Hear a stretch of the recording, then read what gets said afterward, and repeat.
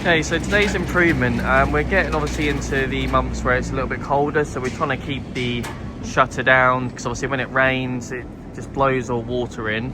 So what we're doing for our goods that come and get delivered, we just got a cage outside that's got goods in cage. Please place all deliveries into this cage. So they'll all get placed into here, and then when they're in here, the guys will see them and they'll just take them straight through to our conveyor belt. But this should just be able to make sure that we keep this shutter down throughout the winter months, just to make sure it's not getting wet and the guys aren't getting cold inside. Thank you very much. I've just spotted these labels here for these bins. I'm going to make them a little bigger because I didn't even notice they were there at first, so I want to make them a lot bigger there and maybe add one to the front of the bins as well. Here's the after, so now got some bigger signage on there saying what can go in here, and the bins themselves have been labelled up as well, so they say what can go in them, and it also got the instruction to return the goods in nest. Phil came to replace some batteries earlier and he asked the question, what do I do to used ones? Well, now we have it here. So done a little tool wall attachment there. It's made out of 3D printer filaments. Obviously it's not metal, so it won't cause any issues.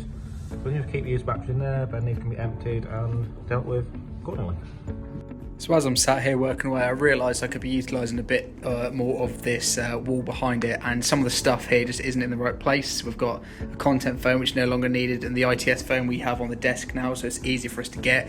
So I'm just going to move around some of these just to make it a bit tidier.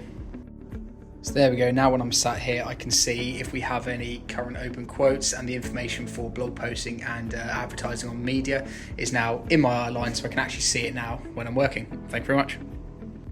As I just finished that lean improvement, I realised I could probably utilise one of those old phone stands for the controls for the heater, because as you know, it is currently freezing at the minute, so at least it's right there, easy to get to. Another quick little improvement was my bag is always being stored here on this shelf here, but it could be used for storing parts, like Chris has got a part here, so we could use that space. And I thought I might as well try and put it somewhere a bit closer to my desk. And then I saw this little magnet here and thought, hang on, I could probably mount that a bit closer. And I've just mounted it right here on the side, ready for my bag. And there we go. Something, just a little improvement just to clear that shelf and put my bag a bit closer. Thank you very much. Just a very quick improvement here on the lean labelling station. So with this knife, it actually can't go in that way, it don't fit. So what I've done is I've put some of the blue arrows on this side to know exactly which way it needs to go in. Mine and Ryan's improvement today, we've just added this little Kanban holder here that Jake 3D printed. Sticks nicely onto this wall. It's just for the FBA Kanbans, so Ryan can drop them in there when he comes into the office. Thank you very much. The watering can that we used to refill the laser chillers didn't have a proper home and would usually just be left on the floor by the chiller at laser 4. So all I've done is just given it a proper home behind laser 1, and I've also added labels just to say where to return it to when you're finished. Thanks very much. So I've been preparing these scripts for some videos with Jack, and I find it quite hard to go through and recognise what would be a edit or a sound effect or an instruction.